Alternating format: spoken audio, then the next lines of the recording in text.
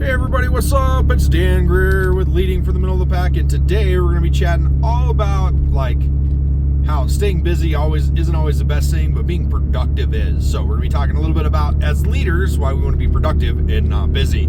Cue up theme song. We'll be right back in just a minute.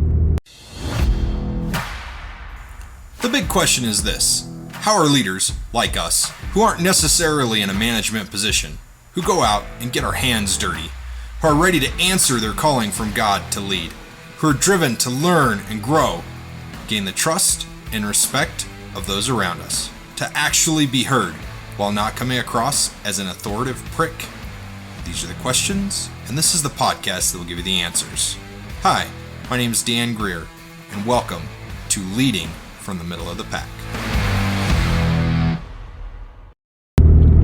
Awesome! So glad you guys are still here. So this is going to be a wicked cool podcast. I might tie a video to this podcast, which would be like a drive over the mountains or something like that. So, because, who doesn't love driving through the Rocky Mountains in the middle of winter? But anyways, I'll play that one by ear. So, what we're going to chat about today is, why you don't want to be busy, but you want to be productive, and how to be productive without being busy. Now, there's a couple things that I want to chat about with this. The first thing is that everybody is busy. Everybody is busy. And so you don't want to be one of those people that is just always busy. You want to be somebody who's ultra productive. And I've actually made it a point that when somebody asks me how I am, how's your day going, what's going on, what have you done today, I never say I'm busy, right? If somebody's like, man, dude, how's it going today? How's life? Busy? I never say yes. I never say, yeah, busy. Or somebody like, man, how's things going? I just don't ever want to say busy. I want to be one of the 1% that's not busy all the time, right? And what I mean by that is if I say I'm busy, I'm going to be busy. In my mind, it puts my mind into this mental funk that I'm busy. And what does busy mean? Busy means I'm not productive. Means I've got a lot on my plate. Means I'm overwhelmed. Means there's this or that or all this other stuff going on. And so out of everything that I could say, when somebody asks me how I'm doing, how's my day, what's going on, how have I been, I never say the word busy. And actually, I always say I'm great, ecstatic, astounding, phenomenal, amazing. I don't even use the word good anymore. I don't tell people I'm good, because good is lame. I don't want to be good. I want to be outstanding. I want to be phenomenal. I want to be amazing. I want to be any one of those things. But I do not want to be good, and I don't want to be busy, okay? So let's talk a little bit about what busy is. So busy is I don't know, how do you explain it? Busy is what you tell yourself when you want people to think you've got a lot going on. And in the working world, I'm going to say the 98% of the population who are drifters. If you go back to Napoleon Hill's Outwitting the Devil, he talks about drifted versus driven. If you haven't read that book, 100% recommend Napoleon Hill's Outwitting the Devil. One of my favorite books. Read it a couple times a year. It's on my bookshelf. Would love to have something phenomenal of it, first edition at some point, but they didn't actually produce this book until the 2000s, even though it was written in the 30s, because his wife was scared of what it would do to his career because of what was in it and how it was written. But anyways, back to the point. He talks about how there's drifters, people who drift along aimlessly. They don't have, a definiteness of purpose, and there's driven, the people who go out and get stuff done. And I think that the majority of the population, I agree with Napoleon Hill, that they're drifters. They're not driven. If the world was driven, if the majority of the world was driven, guess what? We would have way more businesses, way more people never giving up when things get hard, when they're in a pile of debt and they can't hardly make payroll, or they can't do this. We have people giving up. But that's, that's the drifted. They give up when that happens. The driven know they have a purpose. They know they have a passion. They're driven to hit that passion. Anyways, tangent. Sorry guys, shiny object. I'm still getting better at this. getting back to like busyness, I think that drifters like to say they're busy because they like people to think that they've got a lot going on. They like people to think that they're just like crazy busy, and that's what makes them feel important. Whereas the driven people figure out a way to live life, have balance in that life, and still kill it, right? And still move on and still grow.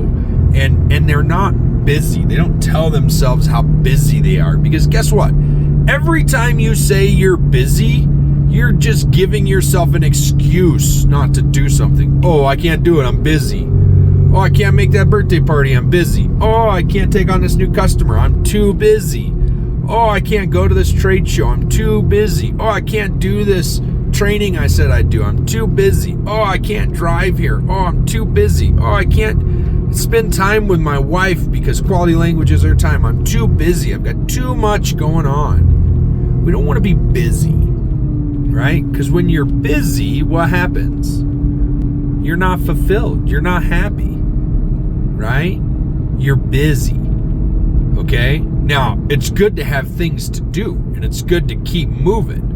But there's a difference between keeping moving and being busy, all right? Now, what I want to do is I want to take a second as a leader, and I want you to ask yourself, when somebody asks you how you're doing, how's things going, what have you been up to lately? Oh man, I've been so busy I can't keep up. Is that what you say? Or do you say, dude, it's been so good. I've had so much time to do things that really need to get done. I've just got to find time to get more done in every single day, right? Like, I wish you were 6 of me. The truth is like most of us probably say, well, I've been so busy, right? And we don't want to be busy. We don't want to be busy at all. We actually want to be not busy. we want to be productive, okay? So the next thing I want you to do as a leader is I want you to think about who you surround yourself with, because this makes a huge difference as well. And I want you to think about the answers you've given in the past, okay? So when in the past, when somebody asks you what you're doing, if you say you're busy, you're giving yourself that excuse. Just throwing that out there. You're giving yourself an excuse if you say, oh, I'm busy, I can't do it. Oh, I'm too busy. Oh, I can't make that happen. Oh, that'll never be good enough, right? So I want you to think about that for a second, okay? Number 2 is when you're thinking about the answer you used to give, I want you to think about what answer you're going to give now to get your mind, to trick your mind into saying, oh, I'm not busy. I got more time, right? I got more time. I just got to do stuff in my downtime, right? I got to utilize this time when I'm not doing anything else to get something done, okay? Do you see what I'm saying? Like if you're driving, okay, and that's downtime. You're not doing anything when you're driving. Okay, well, you're driving. You're paying attention to what you're doing. But if you already know how to drive and you're super comfortable doing it, you're not doing much while you drive. Would you agree with that? Because you're on autopilot, right? And when we're on autopilot, guess what? We can do other things. We can listen to music. We can sing songs. We can get ourselves in the right mood. We can turn off music. We can like pep ourselves up. We can listen to a book. We can learn something. We can do recordings. We can do all kinds of other stuff while we drive because we're comfortable and competent at what we're doing. Now, you're not going to tell a 16-year-old who just got their license or a 15-year-old who's just learning how to drive, you're not going to tell them, hey, I need you to start, changing the station and setting the temperature while you drive. And I'm not telling you to do that either, but I'm saying we do it, right? As people, we do it because we're comfortable driving. We're competent driving, okay? But it's something we do every day, okay? And the other thing to think about with that is like, what can you do on autopilot? So like my wife, Jenna, phenomenal. She's absolutely amazing. She inspires me every day. Her attitude is so great. She does a great job keeping me on track and keep me moving forward. And she's just so amazing at what she does. But she is one of those people that for the longest time, Jenna didn't like doing some of the stuff around the house. right? Because it was mind-numbing, it was boring, and it was really hard for her to do it. And then she had this mind shift change, okay? So she got really into Marie Kondo. Huge shout out to Jenna, huge shout out to Marie Kondo, huge shout out to Napoleon Hill, who's dead. But, all these people were mentioned in this. But anyways, she got into Marie Kondo, and she saw her joy for organization, and Jenna started getting more organized. She started loving what she was doing. She started getting into this, and she started listening to Marie Kondo books. She started plugging into the book and different books like that when she would do cleaning and organizing and stuff like that. So she took something that she didn't love doing, okay, which was like cleaning, right? I know very few people love cleaning. I know that I don't love it. I love being organized, but I don't necessarily love organizing, right? I love being in compliance, but I don't necessarily love getting there. I love, make a podcast, but I don't necessarily love the process to make the podcast of like the brainstorming the idea and stuff like that. I love shooting videos, but I don't necessarily love the fact of like putting myself out there in front of the world. So she took something that she didn't love, okay, cleaning, and she made it fun by allowing herself to listen to a book and learn and grow. And so Jenna has this thing. She goes, I listen to one self-help book and 5 pleasure books. Then I listen to one self-help book and 5 pleasure books. And like, I read a lot of books a year. This year so far, it's the first quarter of the year, I probably read 20 books, maybe 15. Don't let me exaggerate. I'll bet Jenna reads 3 times as many books as I do, okay? Because she's found a way to enjoy doing what she's doing every day she found a way to absorb while she's doing a task that doesn't take much mind power. Tony Robbins calls this net time, no extra time. I've taken that term as well. He coined it, but I use it constantly as net time because people ask me like, Dan, how do you get so much done? You're constantly going, you're constantly doing this, you're constantly doing that. I said, well, it's all about net time. It's all about no extra time. What do you do when you're doing something that takes no extra time? And the truth is I use that that's my net time, and I'm doing stuff during that net time, the entire way, right? Like, no questions asked. I'm always doing something that deals with net time. Okay? So, if I'm driving, I'm listening to a book. I'm listening to podcasts. I'm learning while I drive. I'm not just like mind-blowing listening to music all the time. I'm listening to something that's helping me grow. Right? I got to be honest with you. Like, we're talking about being busy here, and it kind of turned into like net time and using time and making stuff fun and not being busy, right? But like whenever I used to travel for work all the time, and I told you guys this story, I used to travel, I would download videos, right? Like I got them give me a 2-in-1 computer, a tablet, so that I could download videos on it, and I didn't have to shut it down for landing and takeoff. I could have it open the whole time, be tuned into it, be plugged in, right? No big deal. And what I learned was like after a year and a half of that, I was bored out of my ever-loving mind watching sitcoms and movies and crap like that. And I was like, man, I got to do something new. So then I started listening, started listening to podcasts.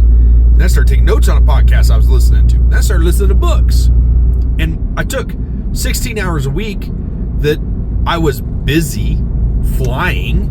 I wasn't flying myself. I wasn't behind the sticks. I was sitting in friggin', economy flying, right? But my point is that like I took that no extra time when I was busy and I created more time to be productive. Do you see the difference? I was already busy, but now I'm productive. Being productive is so much better than being busy. You guys getting this? You picking this up? You picking up what I'm laying down here? You don't want to be busy. You want to be productive. We're all busy. Stay-at-home moms, busiest people I know. Sometimes not the most productive. A lot of times they're more productive than people who work at the office, though. We can be busy 8 hours a day, 40 hours a week, and not be productive. The question isn't, are you busy? is, are you productive? Right? And as a leader, are you being productive with your time? We all have the opportunity to be productive. We all have the opportunity to grow and learn in that time we're losing, right? When we're doing something else that doesn't take brain power, or a lot of brain power. Everything takes brain power, but sometimes we do stuff so much, like washing dishes, we'd be plugged in, not to a TV show, but to a book, or a podcast, or something fun, right? Or are you scrolling through TikTok sitting on a pot? Right? Like, you know what I mean? You guys picking up this? Does that make sense? Totally, right? Totally makes sense. Being productive and being busy are two different things, but a lot of times people see them as the same. They see us as productive and busyness are the same things, and they're not. So I want to encourage you to take that time when you're busy and be productive. Right? That's what Tony Robbins does. That's what Elon Musk does. Russell Brunson, Donald Trump. You don't have to like him. The dude's productive. Gets a lot done. And we all have the same 24 hours in a day. Man, we all do. Some people have learned how to get more done than others, though. Right? And some people are way better at getting more done than others. Okay? What I'm going to say is this. This is my final thoughts. Maybe, unless I get another final thought while I'm laying this out here. You know how I work by now. My final thought is this, guys. Are you busy or are you productive? And if you're busy, how can you quit being busy and start being productive? Because once you get to be productive, oh my gosh, the world opens up for you. And you'll be like, everybody will be like, dude, I want to be like you. Oh my gosh. So I got to tell you this story. I told you that was a final thought, but I got to tell you this story. Yesterday, I flew home from Kentucky. My own plane. Okay, got a plane, got my pilot's license, multi-engine, blah, blah, blah. We were out there for a trucking show. And we had a booth set up this trucking show. And listen to a podcast for this. You probably figure out what the trucking show was. It was Matt's Mid-American Truck Show. But anyways, we're coming home from that. And on the way out there, it took us 7.5 hours to get out there. 8 hours to get out there. It took us 10 hours to get home. 11 hours to get home, actually, with stops. Because we had a huge tailwind. On the way out there, or headwind on the way home. On the way out there, we had this huge tailwind. We had like a 30 mile an hour tailwind the whole way. And so we had wind pushing us 30 miles an hour faster, okay, than what we were typically doing. So let's say the trip usually takes 6.5 hours with no winds. We made it in 5.5 hours because we had tailwind. All right. And then let's say that on the way home, it took us 10 hours of flight time because at one point we had a 75 mile an hour headwind. We took off out of Raton, New Mexico to fly over the mountains to come home, the last leg of the flight. And you gotta understand, my twin, I'm gonna tell you this in miles per hour, not knots, because they measure airspeed in nautical miles, but I'm telling you mile per hour because that's what everybody knows who's listening to this. So you can kind of put it in perspective. On the way out there, okay, there were times that our airspeed, what we were doing in the air, was and that's like how fast you're doing airspeed. Our airspeed was, I don't know, like 180 miles an hour, okay? We were averaging 180 on the way out there. Our ground speed, what we were doing on the ground because of the tailwind we had pushed us up to over 280 miles an hour at times. There were times we had 100 mile an hour tailwind, and it was smooth, it was glassy, it was beautiful, but it was pushing us. So we were getting there way, way fast, right? Actually, I think the highest we hit was 267, so don't let me exaggerate. And I think that my airspeed was like 200 miles an hour a lot of times when I hit that. So we had 67 mile an hour tailwind. Well, on the way home, we had that same headwind. So instead of doing 180 miles an hour, we were doing 130 miles an hour ground speed. So it took us longer to get home, right? So we had to add an extra stop, and it was a lot of stick time, and it was I was just flat worn out after I got home. I'll be 100% honest with you. My point is like, I was busy, but I didn't consider myself productive because, let me tell you why. Let me tell you why I didn't consider myself productive. because I couldn't do anything to better myself for 12 hours it took us to get home yesterday. I was flying the plane, and I'm not a competent enough pilot yet to fly the plane without having constant brain power going for 12 full hours, right? So me, I'm a hyper productive guy. Like, you can ask anybody on my team. I listen to books at 2x. I get stuff done. Like, I am up at 4 a.m. busting my butt to get stuff going, and I'm hyper productive. But you can ask anybody on my team, anybody that knows me, they'll be like, Dan is probably one of the busiest guys you know, but he never says he's busy. Dan is ultra productive, though. I get more done before 6 a.m. than most people get done all day. I get more done before noon than a lot of people get done all week, right? So ultra